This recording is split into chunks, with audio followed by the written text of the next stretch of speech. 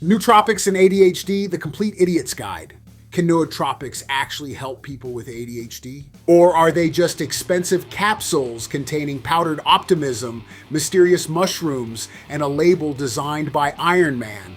Today we're going to discuss what nootropics are, how they may affect the ADHD brain, which ingredients are worth investigating, and which ones appear to be marketing wearing a lab coat. But first, the important disclaimer. I am Dr. Jeff Levine. I have a PhD, but I'm not a medical doctor, licensed psychologist, pharmacist, or dietitian. This video is for general educational and informational purposes only. It does not provide medical advice, diagnosis, treatment, or individualized supplement recommendations. Do not start, stop, or change any medication or supplement based on this video. Supplements can cause side effects and interact with prescription medications, over-the-counter drugs, and medical conditions. Always consult a qualified physician or pharmacist before taking a supplement, especially if you have heart disease, high blood pressure, liver or kidney problems, anxiety, bipolar disorder, are pregnant or breastfeeding, or take prescription medication. Now that the lawyers have stopped hyperventilating, let's begin. A nootropic is any substance used in an attempt to improve mental performance. That might mean improving attention, memory, alertness, motivation, mental energy, stress tolerance, or sleep. The nootropic category includes everything from caffeine and fish oil to herbal extracts, amino acids, vitamins, prescription medication, and strange substances sold online by a man named Blade. Technically, some prescription medications could be called nootropics because they affect cognition, but prescription ADHD medications are regulated medical treatments.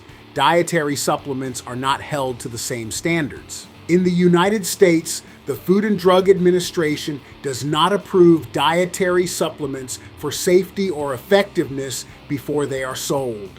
That doesn't mean all supplements are dangerous or useless. It means that a professional-looking bottle does not prove that the product works, contains exactly what it claims, or was manufactured by someone with more scientific training than your cat. So, how might a nootropic help someone with ADHD? ADHD affects brain systems involved in attention, motivation, working memory, inhibition, and executive function. Certain substances may temporarily increase alertness. Others may influence neurotransmitters such as dopamine and norepinephrine. Some may help correct a nutritional deficiency. Others might indirectly improve daytime functioning by supporting sleep. But here's a critical distinction. A substance can affect the brain without effectively treating ADHD. Alcohol affects the brain. A frying pan affects the brain if applied incorrectly. Neither is an ADHD treatment. The supplement with perhaps the most serious ADHD research behind it is omega-3 fatty acids. Omega-3s, including EPA and DHA, play important roles in the brain and nervous system. Some studies have found small improvements in ADHD symptoms. Other studies have found little or no meaningful improvement. The fairest conclusion is that omega-3 supplementation might provide a modest benefit for some people, but the evidence is mixed, and it is considerably less effective than standard ADHD medication. Fish oil is not Adderall wearing a salmon costume. It may be worth discussing with a healthcare professional, but examine the actual amounts of EPA and DHA rather than the impressive number printed on the front of the bottle. Also, omega-3 supplements can interact with blood thinners and medications affecting bleeding. Natural does not mean interaction-free. Next is the world's most popular nootropic, caffeine. Caffeine reduces sleepiness and can temporarily improve alertness and attention. Some people with ADHD say a cup of coffee helps them settle down and concentrate. Other people drink a cup of coffee and become able to hear colors. The problem with caffeine is that its effects vary enormously. It can cause anxiety, shakiness, insomnia, elevated blood pressure, or a racing heartbeat. It also creates tolerance. The coffee that once made you productive eventually becomes the coffee you require to remember your zip code.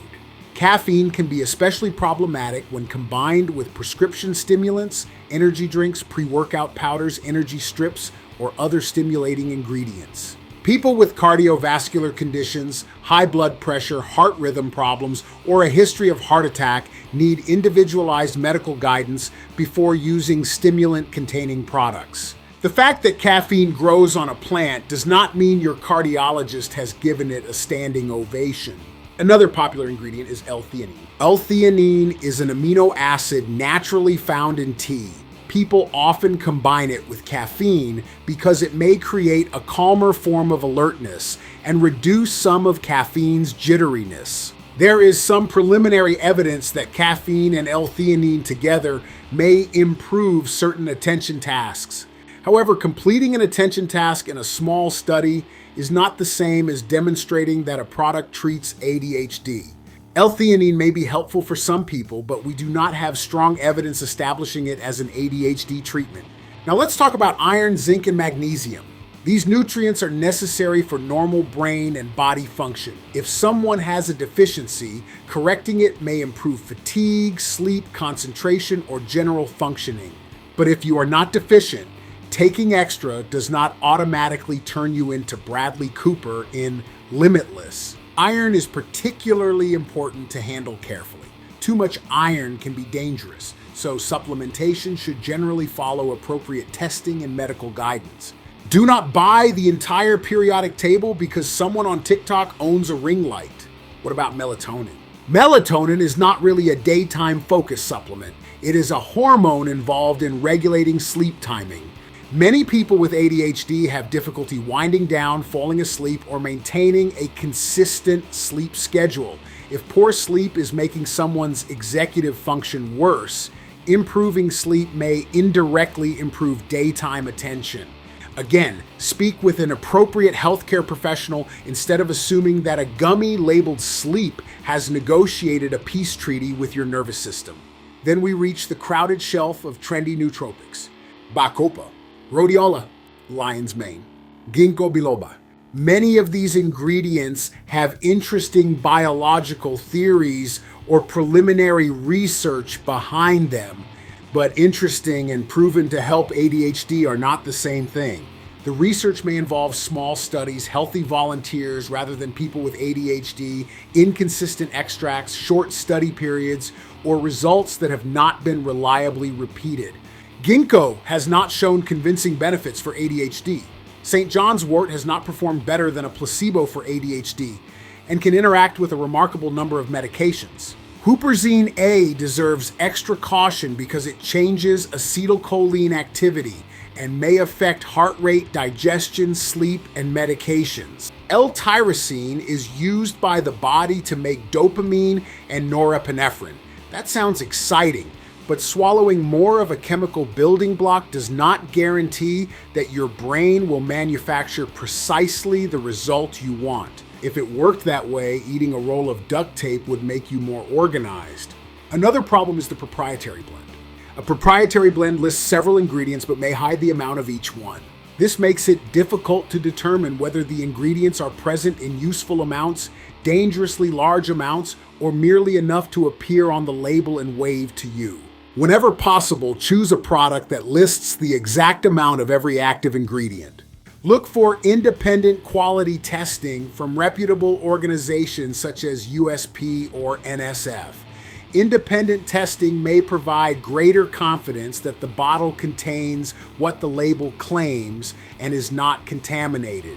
However, quality testing does not prove effectiveness. It can tell you that the capsule genuinely contains powdered wizard moss.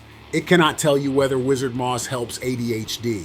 Avoid products promising to cure ADHD, permanently rewire the brain, replace all medication, or produce immediate results for everyone. Other warning signs include secret formulas, extreme claims, dozens of ingredients, hidden stimulant amounts, and testimonials being presented as scientific proof. If you decide with medical guidance to test a supplement, use a simple experiment. If you start 6 supplements simultaneously, you will have no idea which one helped, which one caused the side effect, or which one convinced you to reorganize the garage at 3 in the morning.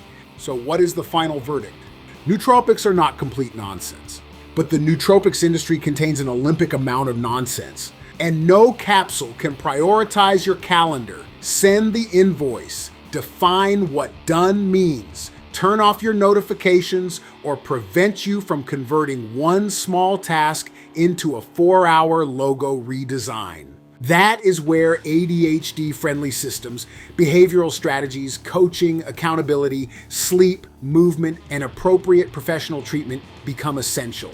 Nootropics may give the brain a little support, but structure tells that beautifully turbocharged brain where to go. I'm Dr. Jeff Levine, reminding you that your ADHD brain is not broken. It may simply be running a Formula One engine with shopping cart brakes. And no supplement, regardless of how magnificent the bottle looks, can replace a good driver, a solid pit crew, and a reliable set of brakes.